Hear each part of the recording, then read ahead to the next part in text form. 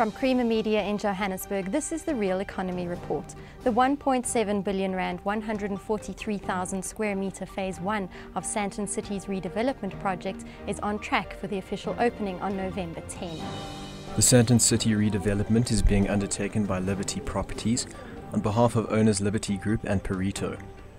The entire retail space, including the extension, will total 143,690 square meters on completion of this phase.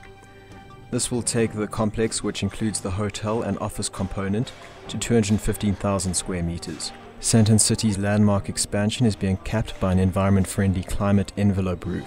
I'm pleased to say that we're on schedule to complete on program, which is the 10th of November, to open the new extension to Sandton City. It creates an additional 23,000 GLA, and today, the 12th of August, we've handed over to all the 90 beneficial occupation tenants who've commenced their fit out so that they're ready for the opening.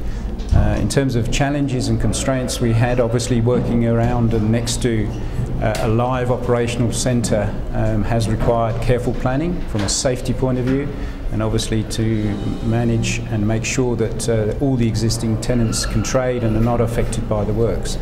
So we've had some very careful planning issues that we need to think through, and in conjunction with the likes of centre management and the tenants themselves, we've been hopefully very successful in maintaining the live centre and allowed all the existing tenants to trade. Part and parcel of this phase has been to refurbish all the existing areas of the malls, including the public toilets and other public areas, and again that was done all out of hours, so that again existing tenants could trade and they were not affected by the works. There's a number of other developments on site that are currently being considered by the co-owners, which is Liberty Life and Perito. They haven't been authorised and approved as yet, but we're hoping to hear that in the next short while they will be approved. Other news making headlines this week. The Industrial Development Corporation is keen to invest more in Northwest agriculture and manufacturing. A 9 billion rand acquisition beefs up Highprop's shopping centre portfolio, and South Africa's 2.8 million unemployed youth scourge is a ticking bomb. Diversification remains key to growing and developing the Northwest Province, says Industrial Development Corporation Project Manager for the province, David Maglua.